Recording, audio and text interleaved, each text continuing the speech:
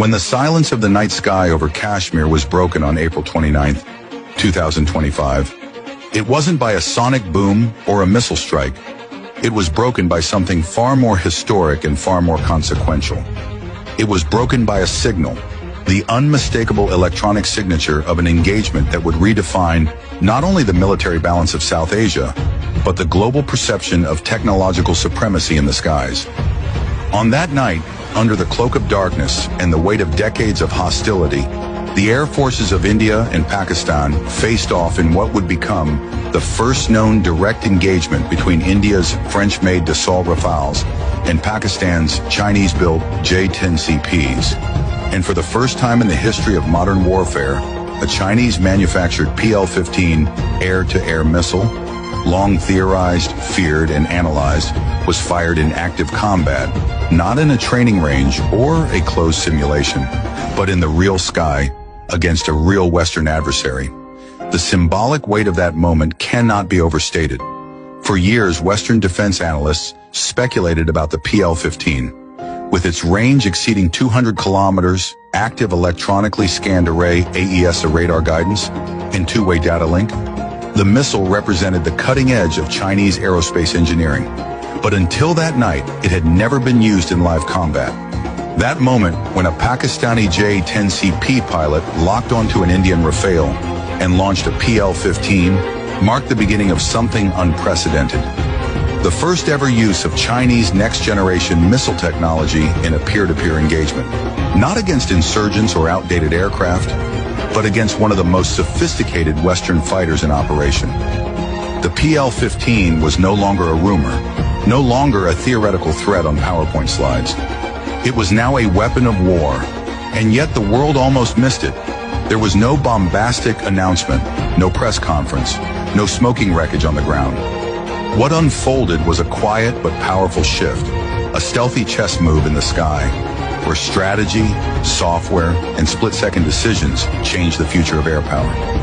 It began with an incursion alert, Indian surveillance picking up high-speed targets crossing into contested airspace over the Kashmir region. Within minutes, Rafales were scrambled from bases in Ambala and Hasimara.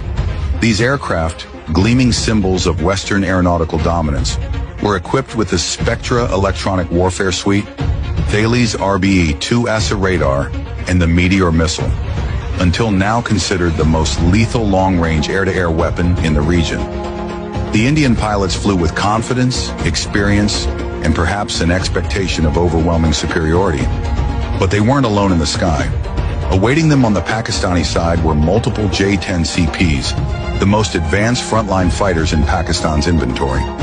Built by China's Chengdu Aerospace Corporation, these aircraft had been upgraded to match and exceed many of the capabilities found in Western 4.5 generation fighters. But what truly made the J-10CP a threat that night wasn't its engine or its airframe. It was the digital ecosystem behind it. Each jet was part of a live combat network, connected in real time to ground-based sensors, airborne early warning and control aircraft, and AI-assisted targeting algorithms. And unlike traditional combat formations, the J-10CPs were flying as part of an integrated swarm, each one feeding and receiving data from the others in milliseconds. From the moment the Rafales entered contested airspace, they were already being tracked by radar nodes located far beyond visual range. The J-10CPs began to maneuver in coordinated arcs, utilizing radar cross-section management and deceptive jamming pulses to obfuscate their locations. The Rafale's Spectra suite responded, trying to build a threat picture, but the clutter was overwhelming.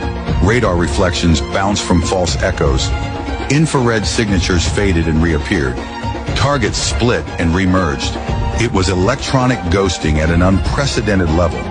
And at that moment, as one Rafale pilot attempted to establish a radar lock, the lock was lost. Then another. Then came the missile alert. The first PL-15 had been launched.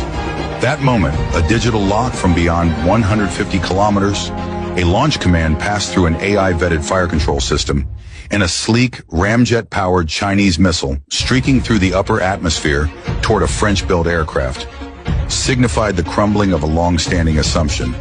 That assumption being that no non-Western air force could successfully use its indigenous weapon systems in real combat to challenge a frontline NATO standard fighter. The PL-15's guidance system, built on AESA radar, similar in class to Western systems, but tuned to operate in heavily jammed conditions, allowed it to maintain lock even under Spectra's defensive scrambling. For the first time, the French-Indian fusion of stealth, jamming, and sensor resilience faced a missile with equivalent, or possibly superior, electronic resistance. The Indian Rafale, evading at full throttle and deploying countermeasures, managed to break radar lock at the final moment, but not without consequence. The engagement disrupted the formation. Communications went dark. Indian pilots reported scrambled data links, delayed targeting information, and overlapping threat indicators. One pilot later recounted feeling like they were flying inside a maze of mirrors, never sure if what they saw was real or a decoy. The Rafales were forced to disengage, unable to effectively return fire. Their Meteor missiles operating in a heavily jammed environment failed to achieve lock before safe engagement range. For the Indian Air Force, this wasn't just a tactical retreat. It was a strategic alarm bell, a wake-up call that their most advanced fighters could be challenged and even outmaneuvered by a digital combat system developed in China and operated by their regional rival. For Pakistan, this was more than a symbolic victory. It was a demonstration to their adversaries, allies, and global observers that they now possess the capability to challenge superior platforms using battlefield integration, electronic warfare, and next-gen missile technology. And for China, it was a moment of profound strategic validation. The PL-15, which had been touted for years as a rival to the Meteor and AIM-120D, had now tasted real combat. Even in a limited capacity, even without a kill, the message was clear. Chinese missile systems had arrived on the global stage, not as cheap alternatives, but as competitive instruments of high-end air warfare. In a single missile launch, Beijing had shattered decades of skepticism surrounding its aerospace claims. Around the world, military planners took note. From Washington to Paris, from Tokyo to Canberra, defense circles began urgently reassessing the threat posed by Chinese origin systems, not just in Chinese hands, but in the hands of their strategic partners. Nations operating US or European aircraft now faced a sobering question. Could their platforms hold the line against next-generation Chinese missiles deployed by adversaries in complex electronic warfare environments? Could traditional dogfighting doctrines survive in a battle space where the kill chain is completed at 150 kilometers by software? This wasn't just about a missile. This was about the collapse of the Western monopoly on electronic warfare supremacy. The idea that only NATO standard